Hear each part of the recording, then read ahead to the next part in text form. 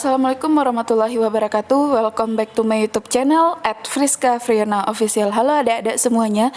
Bagaimana kabar kalian hari ini? Pada kesempatan kali ini kakak nggak bahas soal UTBK nih, nggak bahas juga tentang motivasi senam PTN atau bongkar peluang nilai senam PTN dulu, tapi kakak hari ini mau menjelaskan tentang materi lembaga sosial untuk kelas 7 SMP bisa dan juga untuk kelas 12 juga bisa bagi SMA.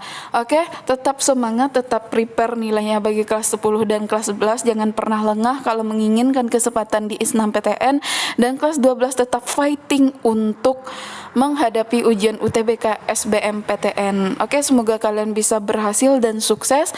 Oke, langsung saja kita bahas tentang materi lembaga sosial. Sebelumnya, jangan lupa untuk like, komen, dan share channel YouTube ini. Semoga channel YouTube ini dapat terus memberikan manfaat bagi kalian dan kalian juga dapat sukses dengan bantuan channel YouTube ini. Jangan lupa juga dibunyikan lonceng notifikasinya agar video-video terbaru kakak langsung pemberitahuannya masuk ke dalam YouTube kalian. Baik, yang pertama kita bicara lembaga. Ketika kita bicara lembaga, kalian memikirkannya berupa apa sih gitu? Berupa organisasi kah, berupa masyarakat kah, berupa institusi kah? Tapi apa itu yang lembaga dan apa syaratnya kayak gitu?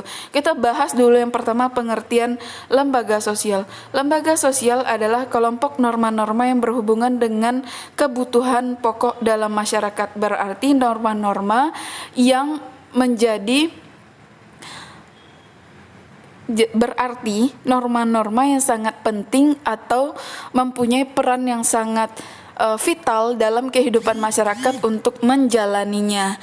Nah, baik, yang selanjutnya kita bicara apa itu sih norma, Kak? Norma adalah pedoman atau aturan dalam bertingkah laku. Lalu apa sih syarat-syarat ketika sebuah norma itu bisa dikategorikan sebagai lembaga sosial? Yang pertama, sebagian besar anggota masyarakat bisa menerima norma yang sudah berkumpul atau sudah berkelompok tersebut. Yang kedua, norma sosial menjiwai seluruh warga. Yang ketiga, yang paling penting, norma tersebut mempunyai sanksi yang mengikat bagi anggota masyarakat. Jika tidak ada norma atau lembaga sosial, otomatis kehidupan masyarakat akan kacau dan tidak tentu arah.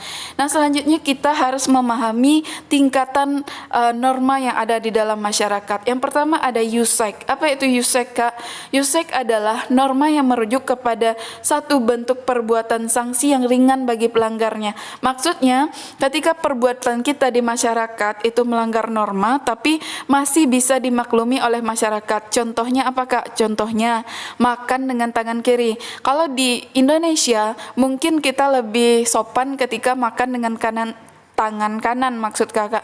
Tapi ketika kita makan dengan tangan kiri karena kita seorang kidal, itu termasuk melanggar norma USEC atau norma yang masih bisa dimaklumi sama masyarakat, dan sanksinya ringan, paling kayak dibilang kurang sopan. Tapi kalau orang itu sudah tahu mungkin dia bisa menerima. Tapi kalau orang nggak tahu, kok makan dengan tangan kiri ya, kok jorok kayak gitu palingnya.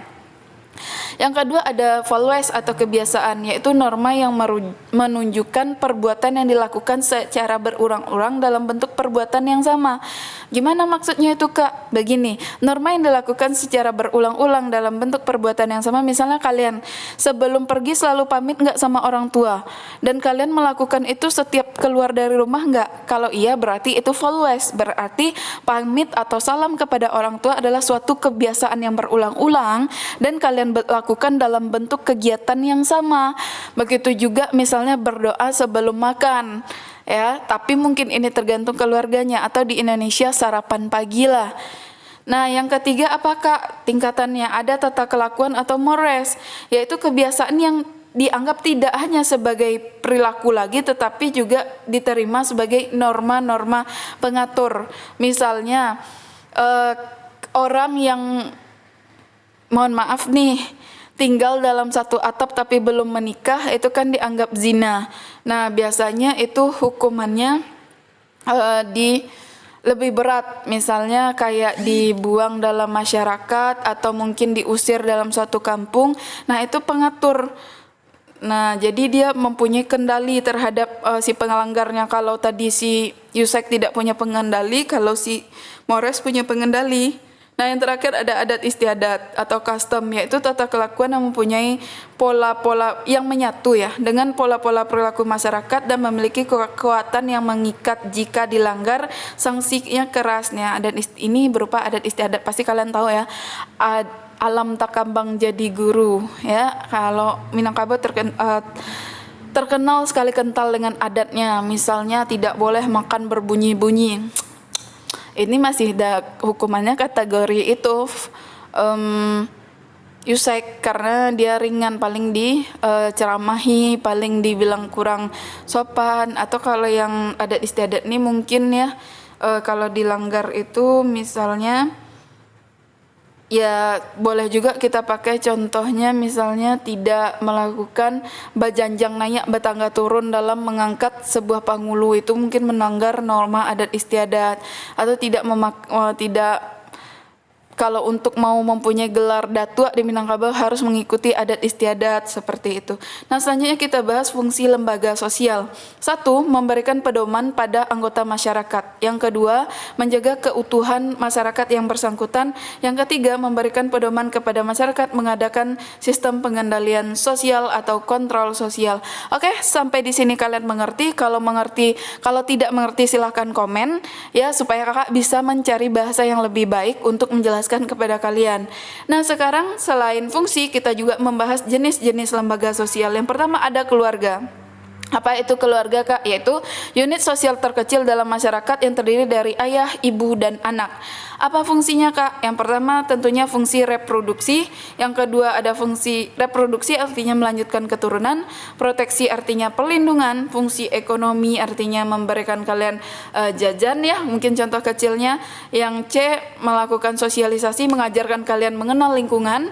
Yang selanjutnya itu ada afeksi, yaitu kasih sayang. Lalu ada pengawasan sosial dan pemberian status, yaitu status kalian dalam keluarga, yaitu anak. Lembaga kedua yang kita ambil sebagai macamnya di sini adalah lembaga agama. Apa itu lembaga agama, Kak? Lembaga agama adalah sistem keyakinan dan praktek keagamaan dalam masyarakat yang telah dirumuskan dan dibakukan. Apa fungsinya, Kak? 1. Sebagai pedoman hidup. 2. Sumber dari segala kebenaran dalam hidup. Yang C. Pengatur hubungan dengan manusia lain. Yang E. Tuntutan prinsip. Selanjutnya ada lembaga ekonomi. Apa itu lembaga ekonomi? Lembaga ekonomi adalah bagian dari lembaga sosial yang mengatur tata hubungan antar manusia dalam pemenuhan kebutuhan hidup. Fungsinya 1. Memberikan pedoman dalam mendapatkan bahan pangan. 2. Memberikan pedoman dalam melakukan pertukaran barang. 3. Memberikan pedoman dalam jual beli. 4. Memberikan pedoman dalam menggunakan tenaga kerja. Serta yang terakhir memberikan pedoman dalam pengupahan. Lalu ada lembaga pendidikan. Apa itu lembaga pendidikan, Kak? Itu lembaga atau tempat berlangsungnya proses pendidikan yang dengan tujuan mengubah tingkah laku individu ke arah yang lebih baik dalam berinteraksi dengan lingkungan sekitar. Fungsinya biasanya itu menanamkan keterampilan, itu mempersiapkan seseorang untuk dunia kerja dan juga mengembangkan kebudayaan. Yang E, yang terakhir ya, itu ada lembaga politik. Apa itu? Yaitu suatu lembaga yang mengatur pelaksanaan dan wewenang yang menyangkut kepentingan masyarakat agar tercapai suatu keteraturan dan tata tertib kehidupan bermasyarakat. Fungsinya apa? Yang pertama, memelihara ketertiban di dalam negeri. Yang kedua, mengusahakan kesejahteraan umum. Oke, sekian dulu pertemuan kita pada materi sosiologi pada hari ini. Sekali lagi kakak mohon tolong bantu kakak untuk like, komen, dan subscribe channel YouTube ini supaya channel YouTube ini bisa berkembang dan juga memberikan manfaat lebih untuk kalian. Jangan lupa bunyikan lonceng notifikasinya. Kalian juga bisa request materi sejarah atau sosiologi apa yang ingin kakak bahas. Oke, see you the next video. Assalamualaikum warahmatullahi wabarakatuh. See you.